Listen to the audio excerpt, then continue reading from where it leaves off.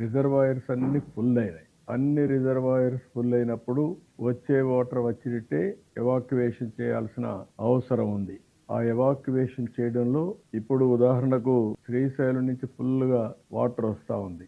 అక్కడి నుంచి నాగార్ సాగర్ ఫుల్ అయింది, పులిచెంతల ఫుల్ అయింది. ఇన్ బిట్వీన్ కొంత వాటర్ బుడమేరు లేకపోతే ఖమ్మం కింద నల్గొండ ఇక్కడ పడిన రెయిన్స్ అన్ని వాటర్ ఇక్కడికి వచ్చే పరిస్థితి వస్తూ ఉంది. మధ్యలో వచ్చే వాగులన్నీ కూడా పెద్ద ఎత్తున వస్తున్నాయి. ఇది కూడా 1 లక్ష నుంచి 2 లక్షల క్యూసెక్స్ ఆఫ్ వాటర్ యాడ్ అయ్యే పరిస్థితి వస్తూ ఉంది. ఇంకా 2 లక్షలు వస్తుందా, 3 లక్షలు వస్తుందా ఇంకా ఎస్టిమేట్ చేయలేకపోతున్నాం. దీనివల్ల ఇప్పటికే మీరు చూస్తే ఇక్కడికి వచ్చే కొందికి 8,90,000 దగ్గర నీళ్లు వచ్చే పరిస్థితి వచ్చింది. Prakasam barrage 8,80,000 cusecs or 8,90,000 cusecs as on now 3 గంటలకు.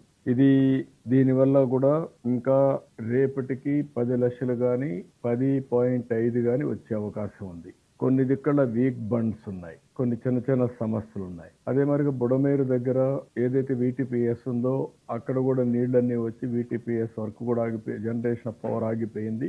అక్కడి నుంచి డైవర్షన్ తీసుకునే వాటరు నేరుగా కొల్లేరు సదస్సు పోవాల్సిన వాటర్ కూడా పోకుండా విజయవాడ పైన పడే పరిస్థితి వచ్చింది. ఇప్పటికే సబ్మెర్జెన్స్ లో ఉంది. బుడమేరు యొక్క బ్రీచ్ వల్ల కూడా మళ్ళా నీళ్లు వస్తున్నాయి. ఇప్పుడు అక్కడికి పోవాలన్నా మాకు పాయింట్ కూడా లేదని చెప్పి ఇరిగేషన్ డిపార్ట్మెంట్ గండి పూడ్చడానికి కూడా వీలు కాకుండా ఉంది. దానికి కూడా అన్ని ప్రయత్నాలు చేస్తున్నాం. అదే మరి ప్రకాశం బ్యారేజ్ కిందన ఏదైతే 10 లక్షలు 10.5 లక్షలు క్యూసెక్స్ ఆఫ్ వాటర్ వచ్చినప్పుడు వీక్ బండ్స్ ఉన్నాయి. అవి శాండ్ బస్తాలు అవన్నీ పెట్టి ఏమేం చేయాలనో అవన్నీ రీఎన్ఫోర్స్ చేస్తున్నాం. కలెక్టర్స్ అప్రమత్తం చేశాం. వారికి కూడా అప్రమత్తం చేసి ఎంతవరకు సురక్షితమైన ప్రాంతాలకు పంపించాలో పంపిస్తాం.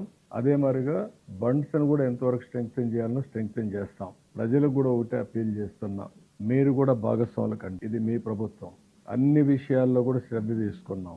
మేము మనుషుల్ని చనిపోనీయకుండా వీలైనంత ప్రాణ నష్టాన్ని కాపాడాం, పశువుల నష్టాన్ని కాపాడాం. అదే మరిగా ఇప్పుడు లేటెస్ట్ మనం చూస్తే ఆస్తులు కూడా బాగా పంటలు కూడా డ్యామేజ్ అయ్యే పరిస్థితికి వచ్చాయి. అవి కూడా చూసినప్పుడు మనకు దగ్గర 1,11,259 హెక్టార్లు అగ్రికల్చర్ పంటలు దెబ్బతిన్నాయి.